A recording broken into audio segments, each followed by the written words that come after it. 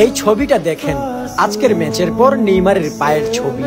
আমরা শুধু নেইমারের ম্যান অফ দ্য ম্যাচ দেখি, গোল দেখি, মিস দেখি, রাগ দেখি, মাঠে পড়ে যাওয়া দেখি, কান্না দেখি, কিন্তু নেইমারের এই ক্ষতগুলো আমরা দেখি না। ইনজুরি থেকে ফিরেই ম্যান অফ দ্য ম্যাচ হয়েছেন নেইমার। তাও খেলা ছিল তার বন্ধু থিয়াগো সিলভার দল ফ্লুমিনেন্সের সাথে, আর সেই খেলাতেই হয়েছে এমন।